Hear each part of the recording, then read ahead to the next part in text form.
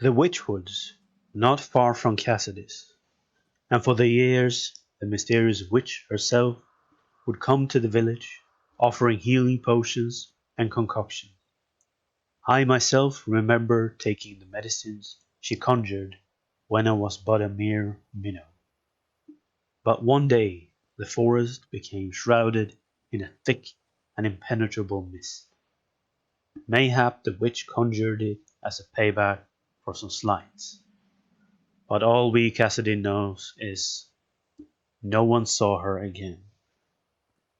No doubt the truth still resides somewhere in those misty woods, but considering how many people have disappeared, few have the courage to brave its strange mystery. Welcome to Salt and Dragons.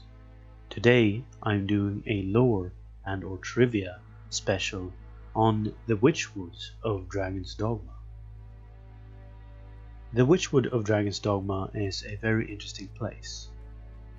If we follow this path down here, we come to what used to be a tree of life. And if we walk closer, we can see a little hut at the root of the tree of life.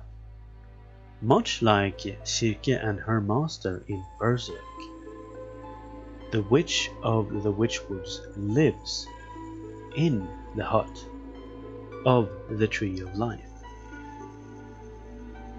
In Dragon's Dogma, however, the tree is broken, most likely by the great dragon Rigor. I believe this place to be inspired by the famous and very popular manga Berserk, much like many other places and weapons in Dragon's Dogma.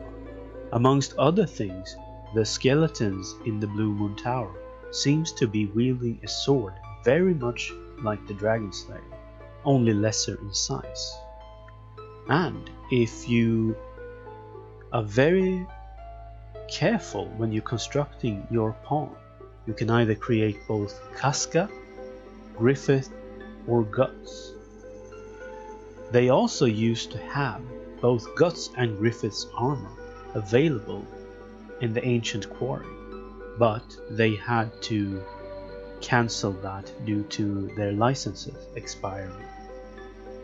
And if you take a closer look at the lovely lady Mercedes, you can see that she is clearly inspired by Casca herself. Much like Berserk, Dragon's Dogma is a fantastic story.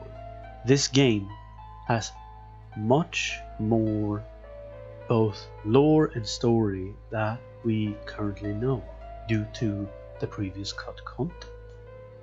And if we go to the left of the hut here, we will see a very peculiar stone.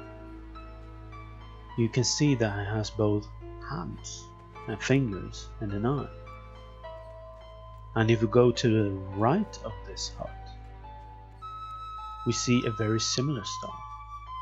I believe these to be much like Sirke and her master's clay golems that will activate if this sanctum gets invaded, much like in the manga Berserk.